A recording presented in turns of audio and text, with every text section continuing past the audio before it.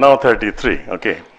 As aprant parinam, or the very end result of all that we have been discussing about the entire yogic practice or sadhana, even kshana, or the smallest unit of time, and its succession or correlation with other unit is terminated, transcended. See, this is the thing. Kshana, first of all, time. We have decided time, okay? 24 hours in a day, and then 60 minutes to a minute to an hour, and so many seconds to a minute. Who decided that? We have decided that. You know. But the ancient times, the minute is not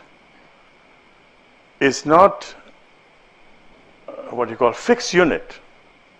Your minute and my minute can be different. They calculated time based on the blinks of your eyes. How many times you are blinking? Each time you are blinking is one kshana, one moment. Each time. So if you are blinking less, you are fighting with the time. You are going against the time. And then there are certain yogic schools where time is calculated by the number of breath. Now I endorse this idea. Why I endorse this idea? Because it's very scientific. Look at the dogs. 1 year of dog is equal to 7 years of human life. So dog is growing. 1 year old dog is as intelligent for a dog. For a dog. He is as intelligent as 7 years old child. 2 years, 14. 3 years, 21.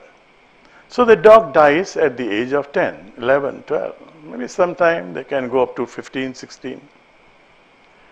So they have lived so many years. Why? Why they cannot live up to 70 years, 60 years? Because they are breathing very fast. And now dog. The other thing is monkeys in the monkey forest. Anatomically, this is a medical fact again, the difference between a chimpanzee and human brain is only 0.1%.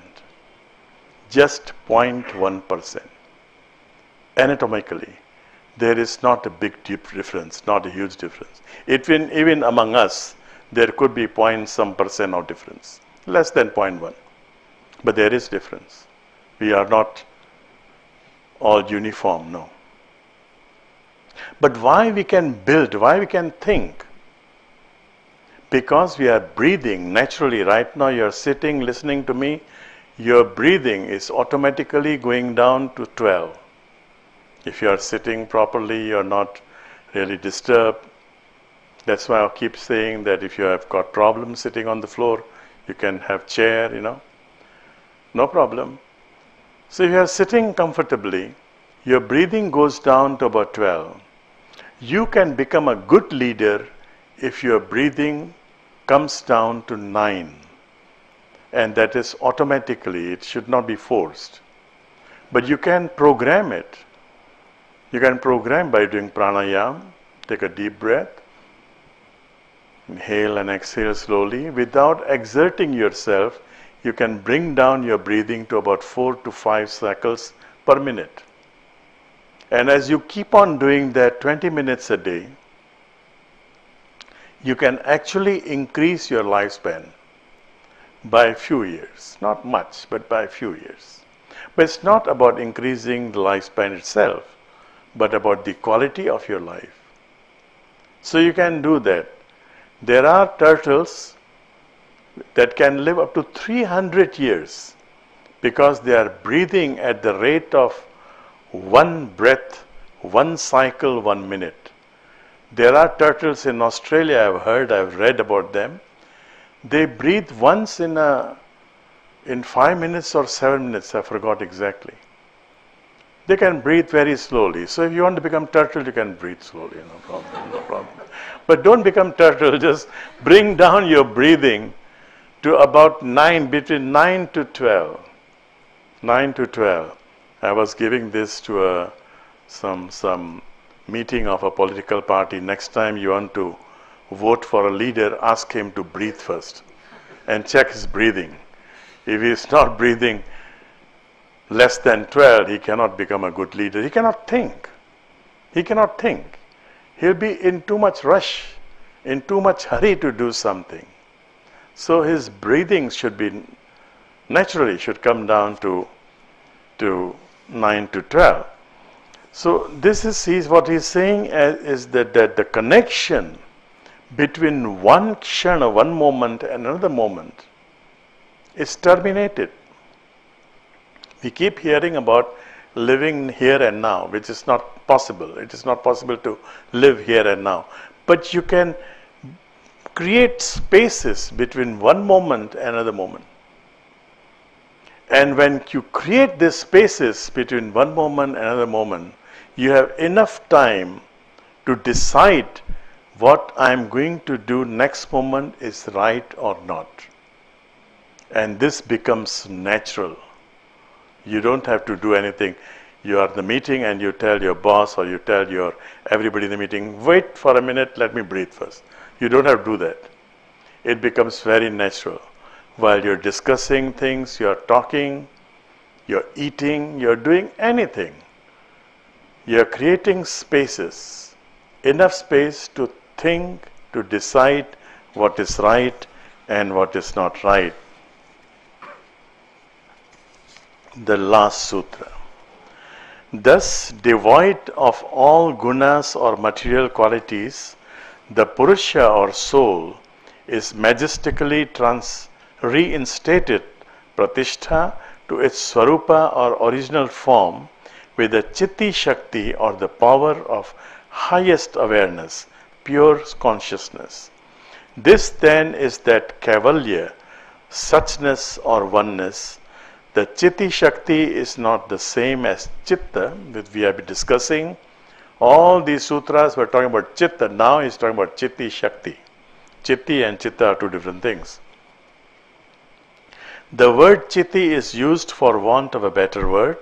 This is the state of being when chitta or mind core is fully transcended and pure consciousness alone remains. Suchness, this is the beauty of our ancient yogis. In Bhagavad Gita, you'll hardly find a word for God. There is no such thing as God. There is Paramatma, the supreme soul, the supreme self. And most of the time Krishna is talking about that. Because if you give name to that, then there is discussion, there is debate, who is greater than who, So that, and here he is talking that end result of meditation, of yoga is kaivalya. Kaivalya, I have translated here, I had to translate as oneness, but even oneness is wrong. Keval means alone, suchness, that alone remains. Enlightenment alone remains. Once you say, I am enlightened, it is the ego that is saying you're enlightened. There are even people willing to certify you for a few $100 that you are Mahatma, you are super soul, you are great soul. There are people who are giving you certification that your Kundalini is already on this stage, If the Kundalini is already on that stage, then you cannot live more than 21 days. It is good that they are lying to you. Because if you have reached that state, then there is no point living in this world. Your game is over. And this body will be shed, will be dropped automatically. You don't have to do anything. You don't have to commit suicide. Don't commit suicide and tell me that, leave a note behind that because I read Patanjali. No. The body is useful only until you reach the destination. When you reach the destination, you leave the car. You cannot bring the car inside the house. You leave the car there and you go inside the house. You are driving a very old model. You didn't have a good car. And you are given a note that Mr. So-and-so, Miss So-and-so Do you know something? You are not what you are. You are not what you think you are. You actually inherit so many billions of dollars. And your father, your parents, they live in this and this mansion. They're very rich, filthy rich. You just have to go and say hello to them. So you bring your old car like Mr. Bean, you know, some old Morris or Austin, what is it? Anyway. So you bring this old car and then you reach there and you see the mansion and you get down from the car and you go inside and you find so many cars there parked, unused. You forget this old car. You don't tell your father, hey, let me bring my old car. You forget immediately. So once you find, this analogy is bad one. I know it's a bad analogy. It is not giving you the exact meaning of what Patanjali is trying to say. What he's trying to say is, once you reach that state of enlightenment, the ego is dropped immediately. There is no ego to say that I am enlightened. There is no more such statement. Thus Patanjali ends his sutras.